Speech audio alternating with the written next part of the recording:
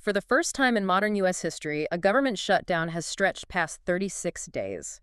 It's shattered all the previous records. Yeah, it really has. And this isn't, just about funding lapsing. It's really about these intense, high-stakes policy demands.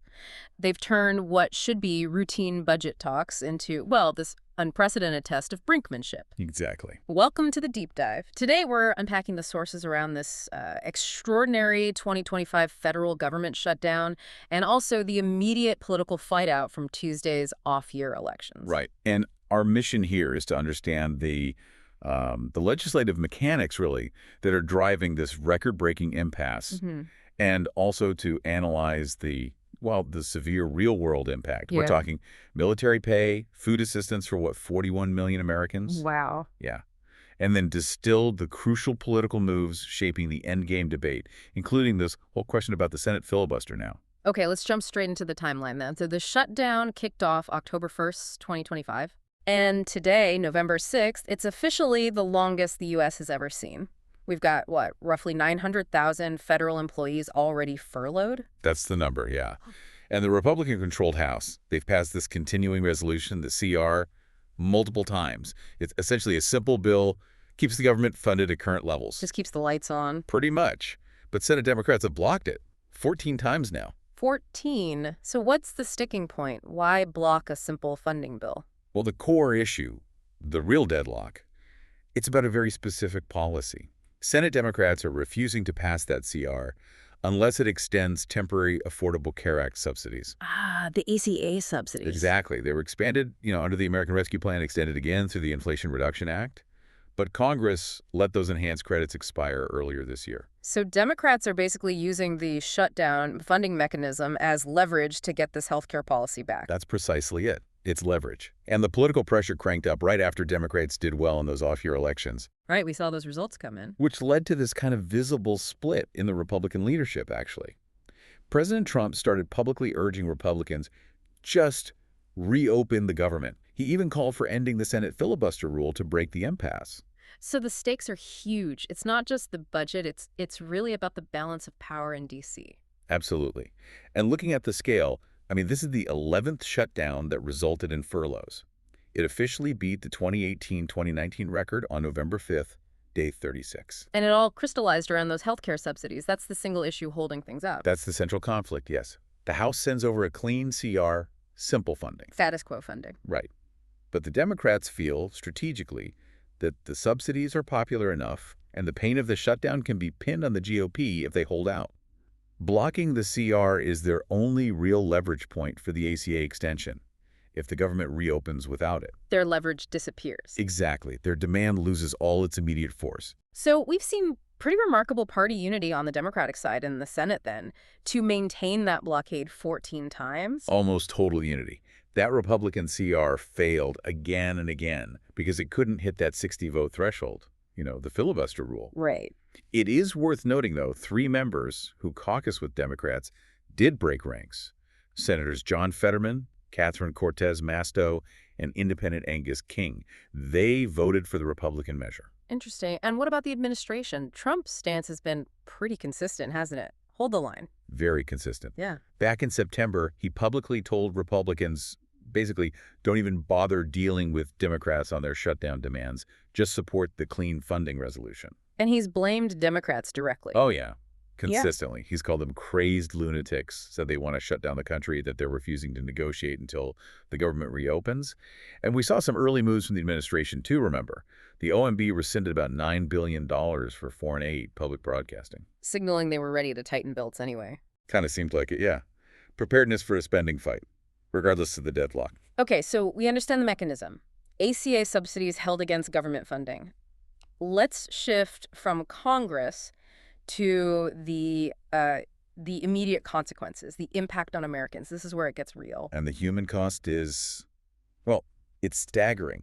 You mentioned the 900,000 furloughed federal employees, but there are another 2 million essential staff working without pay. 2 million more. Yeah.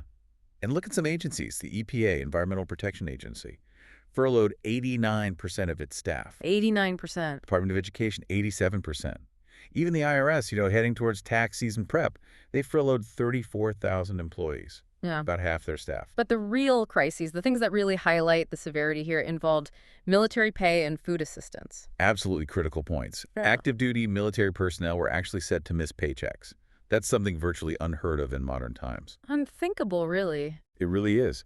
Now, Speaker Johnson initially wasn't open to a standalone bill just for military pay, but then President Trump secured this temporary, almost surreal solution on October 25th. Tell us about that. Because that detail, a private citizen stepping in to cover the military payroll, it sounds almost unbelievable, like a failure of basic government function. Well, it highlights the dysfunction, doesn't it? A private donor, Timothy Mellon, provided $130 million to cover the U.S. military payroll. Wow. For a brief period, the fundamental duty of paying the troops was essentially outsourced to private charity because Congress couldn't pass a simple funding measure. Yeah. It's a pretty profound illustration of the leverage game being played. And that same leverage game hit vulnerable people hard with SNAP, the food assistance program. Oh, absolutely critical, because the funding bill was blocked. The USDA announced October 27th no SNAP benefits would go out for November. None. For 41 million people. That's right, affecting over 41 million people. The average benefit is about $190 a month per person. That's food security for millions. Now, federal courts did step in, eventually forcing the administration to provide partial, about 50%, November benefits by tapping into some contingency fund. But the threat was real, and the disruption significant. Absolutely. And Speaker Johnson's response was, well, the easiest way to restore full SNAP benefits is for Democrats to just pass the clean CR, put the onus back on them. And beyond these major crises, we're seeing chaos in just daily logistics, too, like air travel. Yeah, air travel's been hit. Air traffic controller shortages because of the shutdown. The FAA actually announced plans to slash airline capacity by 10% in dozens of busy areas, starting this week. So flight delays, cancellations? Likely, yeah. And plus, the healthcare consequences are hitting right now, too. Remember those ACA subsidies? Open enrollment started without those expanded subsidies in place. Ah, so people logging on to choose plans. Exactly. They faced immediate sticker shock. Premium prices jumped significantly for many. Okay, let's shift to the political dynamics. Those off-year elections seemed to immediately pour fuel on the fire, didn't they? Especially regarding who to blame for the shutdown. They really did. Democrats celebrated some major victories. They swept gubernatorial races in Virginia and New Jersey, approved that controversial redistricting measure, Prop 50, in California. And the exit polls, what did they show?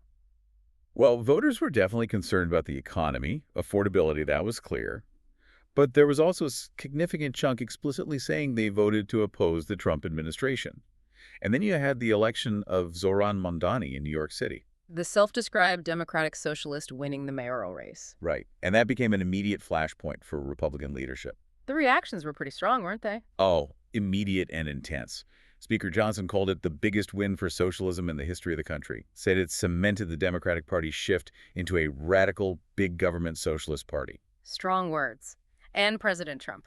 Equally direct, he called Mamdani a communist and warned that if Mamdani takes office, it'd be highly unlikely federal funds, beyond the bare minimum required, would flow to New York City. So using federal funding as a political tool there. That's the implication. And what's interesting is how these election results immediately sparked this internal GOP debate over who was actually responsible for the losses. A blame game. Pretty much. President Trump, speaking to Senate Republicans, apparently claimed pollsters told him the shutdown was a big factor, negative for the Republicans. So Trump saw the shutdown hurting the party in the elections. That's what he claimed, yeah. Yeah. But Speaker Johnson pushed back on that interpretation. He kind of downplayed the losses, said, blue states and blue cities voted blue, basically arguing the results were no surprises and not really related to the shutdown stalemate. Different narratives there. And this whole stalemate, this gridlock, it's brought the focus onto the Senate rules themselves, hasn't it? Specifically the filibuster. Yes. In a clear effort to end the shutdown and also pass other GOP priorities like voter ID, President Trump started repeatedly urging Senate Republicans, his words, to terminate the filibuster, take the nuclear option. What's his argument for doing that? It's purely transactional, really. Oh. He argues the filibuster gives the minority too much power to just block everything. He's emphasizing, look, if Republicans don't end the rule now, Democrats will do it the minute they get power back. Use it or lose it, essentially. Kind of. He argued ending it now would let them get all of our common sense policies approved. Break the logjam. But how are Senate Republicans responding to that direct call from the president? They're standing firm against it. Leading Senate Republicans, people like John Thune, Susan Collins, John Kennedy, they've strongly opposed ditching the rule. They're saying clearly the votes just aren't there in the caucus. So internal resistance within the GOP Senate ranks. Strong resistance. They argue the filibuster is actually an essential safeguard against, partisan overreach. They see it as necessary to temper things, ensure the minority still has a voice.